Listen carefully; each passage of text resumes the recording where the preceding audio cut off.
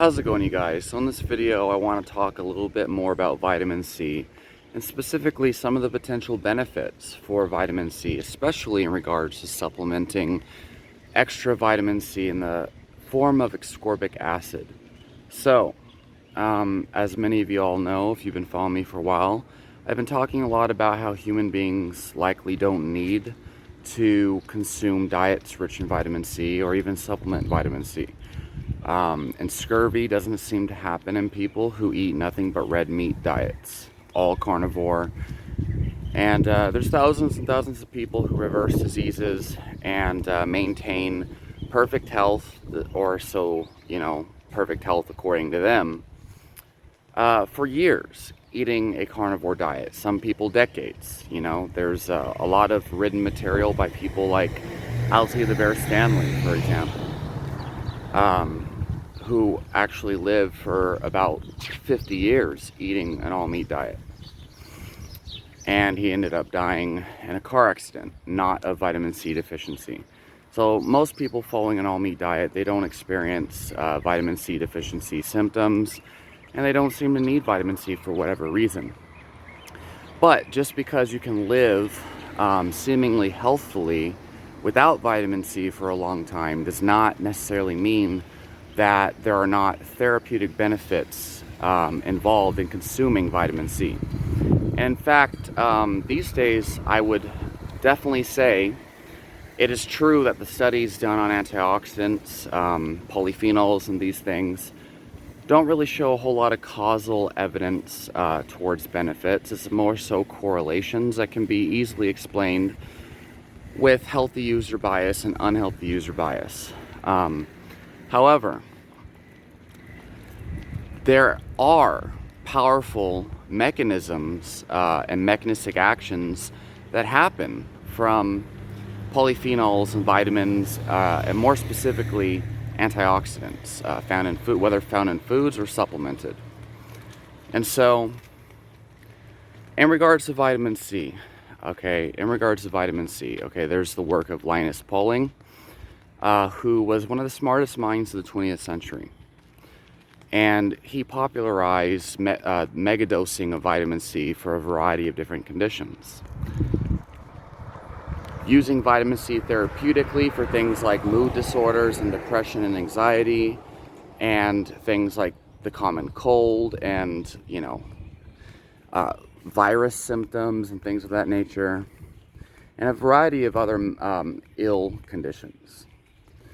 So, for me personally, I've found time and time again when I supplement with high doses of vitamin C that there seems to be an anti-fatigue effect, an increase in well-being and mood. It's like produces this feeling of what you would think healthy and normal is supposed to be. It's very interesting. So an anti-fatigue effect, mood boosting effect, and the seemingly like mood regulating effect. I wouldn't say antidepressant effect or anti-anxiety, but more so making you just feel healthy, making you feel balanced. It's not like something like holy basil or theanine holy basil, or even, theanine, I suppose, where you feel like a overwhelming sense of calmness. Although theanine, I think, it's probably a good comparison with vitamin C. But things like, chamomile that just make you feel sedated. Vitamin C doesn't necessarily sedate you, it just normalizes everything. It's very fascinating. Seems to make my brain function better as well. Now, I have not done extended weeks or months experimenting with higher dose vitamin C. I've only taken it in doses of 1 to 4 grams for a couple days at a time. And I have experienced benefits in those times, but of course my doubts on vitamin C supplementation led me to, I suppose, underestimate the effects to an extent. Now, if you search online for other people's experiences, honestly, I don't think I've seen as many anecdotes for any other supplement of people just shocked and amazed at how big of a difference vitamin C has made. other than things like ashwagandha and theanine maybe. But vitamin C, people notice a significant benefit, and I'm talking ascorbic acid. There's quite a lot of studies that show the same thing, especially in regards to mood. I've seen one study done on hospital patients, okay, where they administered high doses of vitamin C, and there was a 71% increase in improved mood and well-being and the patients being studied. That's pretty significant, and I see quite a lot of studies showing vitamin C can improve mood and well-being in a variety of different cases. So there's that. Now, of course, okay, so first let's also talk about the mechanisms behind why this might be the case. So I've mentioned this over and over again. It's not like I'm changing my opinion. My opinion's always been something to the extent of, you know, these supplements and herbs and even plant foods may not necessarily be necessary or essential. You could live without them for decades, but they might have therapeutic effects, kind of like drugs in a way. You know, you have a certain desire, like you want to feel more energetic or you want better sleep, so you take a magnesium supplement, or you take a vitamin C supplement, or you take, you know, ginseng or something, a tonic, if you will. They're additions to your diet to improve and optimize how you feel. You don't eat, you know, you don't take vitamin C every day because if you don't, you're going to die. You take it because it's going to have some kind of boost in your well-being. Anyway, one of the main mechanisms behind vitamin C, as I've mentioned so many times before, reaching back into like 2016, is that it's needed as a cofactor for a variety of neurotransmitters. And one specific mechanism, if I remember correctly, because I laid it out in my dopamine and catecholamine cascade video, is that vitamin C is required as a cofactor for converting tyrosine, I believe, or is it L-dopa? I think it's tyrosine. We're converting tyrosine into L-dopa. And the conversion of these precursor amino acids like tyrosine, phenylalanine, and L-dopa, converting it into noradrenaline and dopamine rather than adrenaline and cortisol. Because what a lot of people don't understand is, first of all, if there is an exogenous stimulus of stress, like for example, somebody's, you know, following you while you're trying to record a video and just like cussing at you, telling you some nonsense, obviously that for most people would trigger a stress response and their thoughts and emotions. And so that stress response should or could trigger cortisol and adrenaline. Adrenaline is the neurotransmitter required for the fight or flight response. Now, without vitamin C, my hypothesis or my theory is that without vitamin C, because it's needed as a cofactor to convert, you know, tyrosine and L-dopa into dopamine and noradrenaline, without vitamin C, it might actually just convert directly into cortisol and adrenaline. And so what that means is the majority of the tyrosine that your body metabolizes from food could easily just be overproducing adrenaline and cortisol rather than going towards, you know, and those are the stressful conversions of tyrosine and phenylalanine and these dopamine neurotransmitters, instead of dopamine and noradrenaline. So dopamine and noradrenaline are responsible for, you know, motivation, energy, chasing after what you want, focus, like lots of good focus. Whereas adrenaline and cortisol are the stress response, and it's like scattered focus. You can't get your thoughts straight. You feel a sense of impending doom and anxiety. And in my opinion, that would make perfect sense, because exactly what I feel when I supplement with megadoses of vitamin C is the ability to streamline my thoughts and the ability to just feel calm, focused, motivated, energetic. I don't feel that adrenaline feeling. Like, when you drink too much coffee and you just scatterbrain jitters, like, I need to do something, but I don't know what it is. Today I megadosed, I took like 2 grams of vitamin C alongside my coffee, and I felt completely different than when I normally do. And the only thing I changed was the coffee, or was the vitamin C.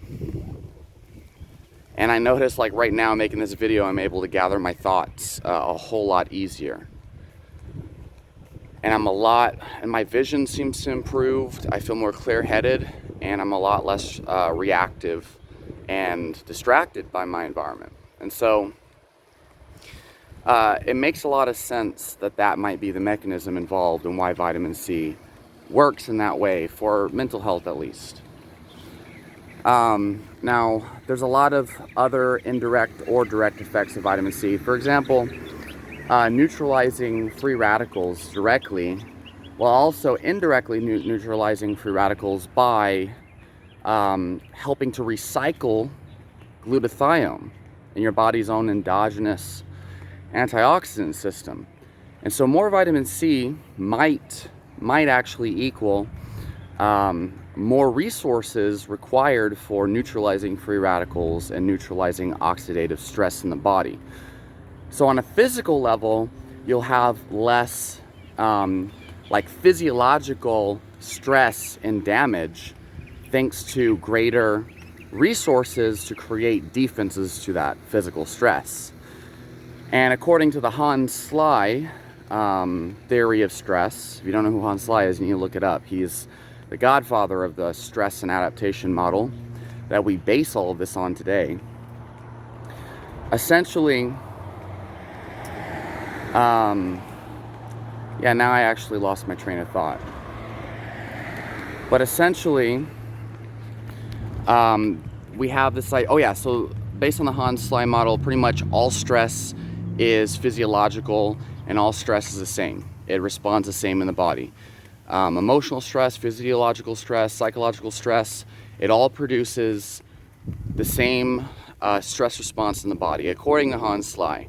And so what that means for vitamin C is, since it directly contributes towards the body's antioxidant defense system that fights against oxidative stress in the body, and free radicals and oxidative stress can be created from everything from excessive cortisol and everything that influences cortisol, like sleep and exercise, as well as, damaging foods and toxins, or whatever you want to call them, that you might consume. And so vitamin C might actually be the ultimate anti-stress molecule. Now, again, this is all just me thinking about this and discussing this. This is not me stating any kind of facts. This is not me, trying to say that you need vitamin C. This is me just discussing vitamin C and my ideas on it. Coming from, I'm the guy who constantly says people survive just fine without it. So it's important to understand, to think in nuances, in terms of nuances. Like, you might not need vitamin C to be healthy. A lot of people might not experience any benefits from it. But at the same time, vitamin C might have significant therapeutic benefits. So now I wanted to actually mention that there's a whole lot of people that say ascorbic acid is not real vitamin C. And if you really want to get benefits from vitamin C, you need to consume whole food vitamin C. Otherwise, it won't work because it's not real vitamin C. Or it'll produce negative side effects or something. Most people say it won't work. So listen, the original research on vitamin C from Linus Pauling involved using ascorbic acid. It had nothing to do with, special forms of vitamin C, like buffered vitamin C, like buffered ascorbates, or adding bioflavonoids and acerola cherry and camu camu and all these like specialized forms of vitamin C that cost like 100 times the price. Everyone that I've seen, that I've seen on these forums, that I've talked to directly, and I have plenty of friends that worked in health food stores. One of which was my best friend, who got a degree in naturopathic medicine, Chinese medicine, and now says he's going to go and become a DO, doctor of osteopathy, which is a medical doctor with an extra 1,000 hours of training.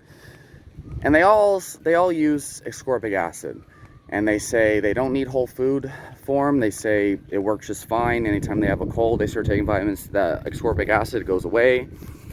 And especially for the mood and energy boost, lots of people use ascorbic acid for that. Now, there may or may not be greater potency in other forms, in particular the buffered forms like the magnesium ascorbate. But when you hear people tell you, I think it's so funny when like these cars drive by and they see me recording a video, they just have to like try to drive louder. Like, it's hilarious. But yeah, you hear people tell you that you need a special vitamin C. They don't know what they're talking about. Maybe, right? I don't even want to like talk in absolutes here, but especially the ones that say like, oh no, like it won't work unless you do whole food. Like ascorbic acid doesn't work. Like it does. That's what I've been taking. That's why I'm so excited about it. And everyone else that I've seen, and most of the studies I've seen on vitamin C as well. Now, the only people the only so-called experts that claim you need whole food vitamin C, typically they say you need this special form of vitamin C or else, it won't work and blah, blah, blah. There's all these other side effects involved in ascorbic acid. They're just trying to sell you their own special form of vitamin C. If everybody said that ascorbic acid worked, you don't need a special form of vitamin C, they wouldn't be able to sell you and market special vitamin C products. That's all it is. And it's crazy to me, knowing how many people don't understand that. Like, it's like the people who read Men's Health magazine and they believe like the new workouts every month that are more effective than the last. Like, guy, all you need is the basics. You need the basic ascorbic acid. You don't need the new form that Men's Health magazine is advertising every single month. You want to know why magazines and all these other things constantly change their opinions on health advice and things? It's because if they said the same thing that is truth every single month, they wouldn't be able to sell magazines. Anyway, I digress. God dang it. You don't need any special vitamin C. There's no reason why you even need bioflavonoids, really. Ascorbic acid works just fine. It's the one that's the most studied. It's the one most people seem to have success with. And but if you want to spend, $20 on tiny doses of vitamin C from a cherry extract, go for it.